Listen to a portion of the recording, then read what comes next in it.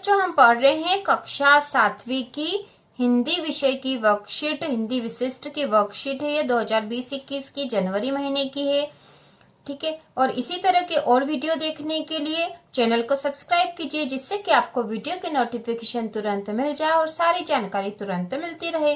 तो बच्चों ये जो वर्कशीट है यह कक्षा 7वीं की है और इसमें सबसे पहले आपको भरनी अपनी जानकारी, विद्यार्थी का नाम, पिता का नाम, संस्था का नाम, जिस शाला में आप पढ़ते हो, और कक्षा यहाँ आ जाएगी 7वीं। ठीक है, कक्षा 7वीं। अब शुरू करते हैं। ठीक है, यहाँ से वर्कशीट का कार्य प्रारंभ करना है। तो यहाँ पे जो खंड अ दे रखा है, खंड अ, इसका प्रश्न पहला है, मेरी भावना कविता में आए कोई 4 नैतिक मूल्य कविता से खोजकर लिखिए। तो ये आपकी पाठ्य पुस्तक की जो कविता है मेरी भावना, उसमें जो नैतिक मूल्य आए वो हमें लिखना है। तो आप पुस्तक में से देखकर पाठ पढ़कर भी लिख सकते हो। तो इसका उत्तर होगा सरल सत्य व्यवहार करना, दूसरों पर उपकार करना, अहंकार व क्रोध नहीं करना, दूसरों की सेवा करना। तो ये नैतिक मूल्य इस कविता में आए, और भी है, आप देख सकते हो उसमें। अब इसके बाद जो प्रश्न नंबर दूसरा है, प्रश्न दूसरा है, अनोखी घड़ी का राज पाकर दीपू खुश था, वह राज क्या था? दादी की घड़ी पाठ के आधार पर बताइए। तो जो पाठ है दादी की घड़ी, उसके आधार पर हमें बताना है कि अनोखी घड़ी का राज पाकर दीपू खुश था, वह राज क्या था? तो इसका उत्तर होगा अनोखी घड़ी का राज हमारा दिल है। जब हमें जरूरी उठना होता है तो यह हमें जगा देता है। घड़ी की आवाज तो हम बंद भी कर सकते हैं, पर इसकी आवाज बंद नहीं होती, जगा कर ही छोड़ती है। यही अनोखी घड़ी का राज है। तो अनोखी घड़ी का राज हमारा दिल है, क्योंकि वही हमें समय पर जगा देता है। अब प्रश्न नंबर तीसरा है, निम्नलिखित शब्दों का अर्थ स्पष्ट करते हुए उनका वाक्यों में प्रयोग कीजिए। तो ये जो शब्द दे रखे हैं, इनका अर्थ हमें स्पष्ट करना और फिर हमें उनका वाक्य में प्रयोग करना है। तो इसमें जो शब्द दे रखे हैं वह है परंपरा, अभिनंदन, दर्शनीय, स्मृतियां। तो यहाँ पे जो परंपरा शब्द है उसका अर्थ होगा प्रथा। ठीक है, परंपरा, प्रथा। वाक्य है, हमारे घर पर जल्दी उठने की परंपरा है। ठीक है, दूसरा है अभिनंदन, बधाई, ठीक है, या स्वागत भी होता है इसका अर्थ। ठीक है, बधाई या स्वागत, स्वागत भी हो सकता है। देश की जीत पर सैनिकों का अभिनंदन है। तो यहाँ पर आप वाक्य अपने मन से भी लिख सकते हो बच्चों। तीसरा है दर्शनीय, दर्शनीय का अर्थ है देखने योग्य। ठीक है, और इसका वाक्य में प्रयोग है ताजमहल दर्शनीय स्थल है। ठीक है, ताजमहल दर्शनीय स्थल है। चौथा है स्मृतियां, स्मृतियां का अर्थ है यादें, अच्छी स्मृतियां हमेशा संजो कर रखनी चाहिए। ठीक है, तो इस प्रकार हमने शब्दों के अर्थ लिखे और उनका वाक्य में प्रयोग कर दिया है। अब प्रश्न नंबर 4 है, आपके घर से पंचमढ़ी तक की संभावित दूरी तथा वहां जाने हेतु यातायात के साधन का नाम लिखते हुए वहां के दर्शनीय स्थलों के नाम, मध्य प्रदेश का वैभव पाठ के आधार पर लिखिए। तो हमें इस पाठ मध्य प्रदेश का वैभव पाठ के आधार पर इस प्रश्न का उत्तर देना है। तो इसका उत्तर होगा हमारे घर से पंचमढ़ी तक की दूरी लगभग 300 किलोमीटर है। तो बच्चों यह आपको अपने हिसाब से लिखना है कि आपके घर से पंचमढ़ी तक की दूरी कितनी है। आप अपने घर के बड़ों से पूछ के भी लिख सकते हो या फिर मन से लिख सकते हो। लगभग 300 किलोमीटर है। वहां जाने हेतु रेल व बस की सुविधा है। पंचमढ़ी के दर्शनीय स्थल धूपगढ़, चोरागढ़, महादेव मंदिर, 5 गुफाएं आदि है। तो यहाँ पर पंचमढ़ी के दर्शनीय स्थल लिखने थे। अब प्रश्न नंबर 5 है, परिहास तथा अनुसार शब्द में क्रमशः परि तथा अनु उपसर्ग है। तो यहाँ पे परिहास में परि उपसर्ग है, अनुसार में अनु उपसर्ग है।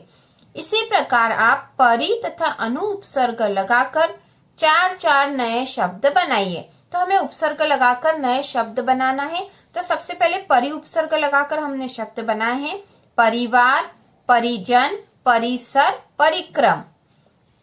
उसी प्रकार अनु उपसर्ग लगाकर हमें 4 शब्द बनाने थे। तो वो होंगे अनुभव, अनुमान, अनुलोम, अनुसार। प्रश्न नंबर 6 है, सामाजिक समरसता पाठ सहायक वाचन के आधार पर लाल बहादुर शास्त्री जी के व्यक्तित्व की कोई 4 विशेषताएं खोजकर लिखिए। तो इसका उत्तर होगा, वे सादा जीवन, उच्च विचार में विश्वास रखते थे, दूसरा है सभी के प्रति समान व्यवहार रखना, यह उनकी विशेषता थी।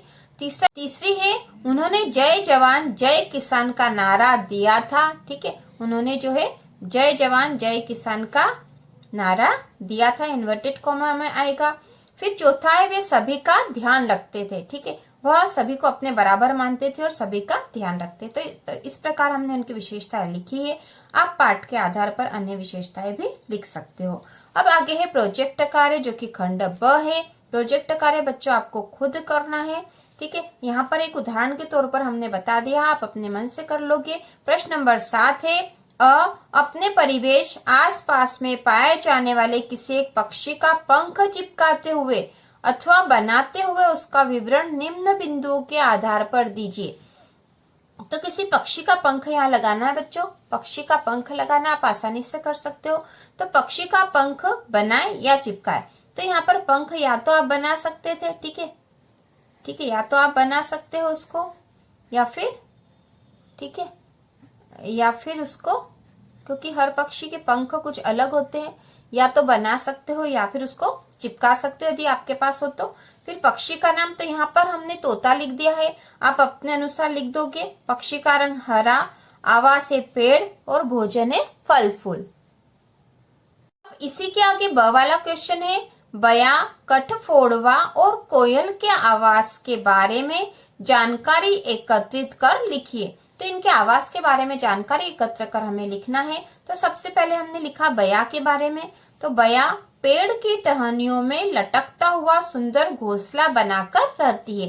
तो इनके आवास के बारे में बताना था कि ये कहाँ रहते हैं। तो हमने बया के बारे में लिख दिया कि बया जो है पेड़ की टहनियों में लटकता हुआ सुंदर घोंसला बनाकर रहती है। फिर एक कठफोड़वा, कठफोड़वा जो है वन में पेड़ पर रहते हैं। ठीक है, आप अपने अनुसार भी लिख सकते हो। ठीक है, कोयल, कोयल जो है ये अपना घोंसला नहीं बनाते हैं। कोयल पक्षी जो होते हैं ये अपना घोंसला नहीं बनाते, ये दूसरे पक्षियों के घोंसले विशेषकर कौवे के घोंसले में अंडे देती है। ठीक है, तो हमने कोयल के बारे में भी लिख दिया है।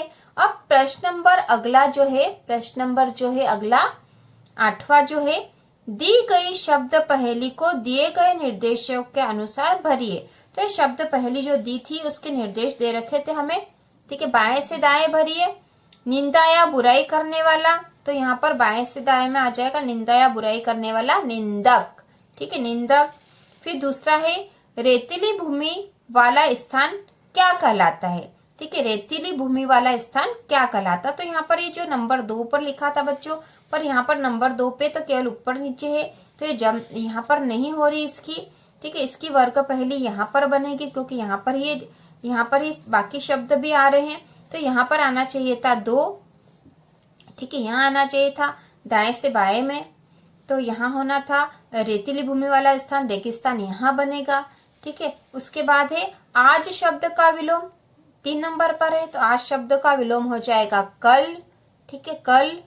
फिर चौथे नंबर पे इनकार करने का भाव, इनकार करने का भाव है मनाही। ठीक है, मनाही।